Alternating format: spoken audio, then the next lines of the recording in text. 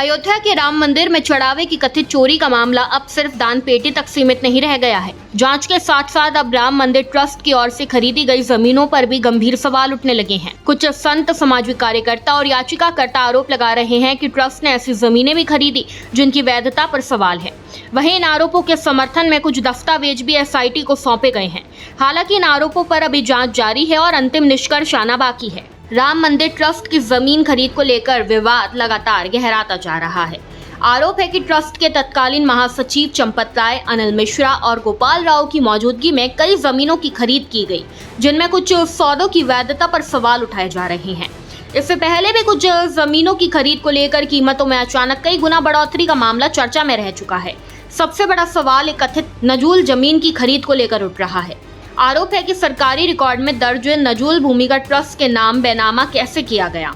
अयोध्या के कुछ संतों और अधिवक्ताओं का दावा है कि जून 2023 तक सरकारी रिकॉर्ड में यह जमीन नजूल के रूप में दर्ज थी। फिर अप्रैल 2024 में उसका बेनामा ट्रस्ट के नाम कैसे हो गया।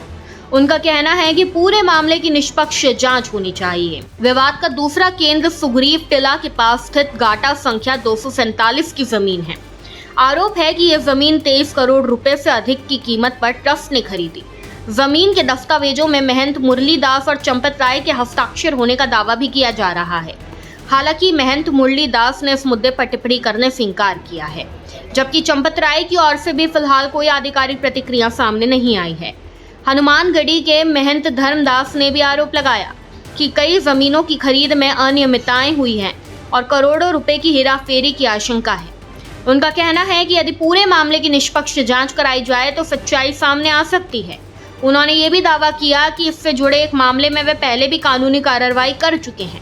इधर धर्म सेना के अध्यक्ष संतोष दुबे ने एसआईटी को कई दस्तावेज सौंपे हैं। उनके मुताबिक जांच एजेंसी को कुल 8 अहम सबूत दिए गए हैं, जिनमें 2 प्रमुख जमीन सौदों से जुड़े दस्तावेज भी शामिल हैं। दावा किया जा रहा है कि इनमें एक नजूल भूमि और दूसरी देवोत्तर संपत्ति से जुड़ा मामला है। सामाजिक कार्यकर्ता हरिशंकर सफरीवाला ने भी जमीन से जुड़े दस्तावेज एसआईटी को उपलब्ध कराए हैं। अब सभी की नजर एसआईटी की जांच पर टिकी है।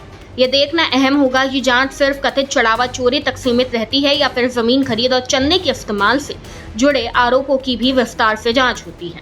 फिलहाल इन सभी आरोपों की जांच जारी है और अंतिम निष्कर्ष एसआईटी की रिपोर्ट आने के बाद ही सामने आएगा।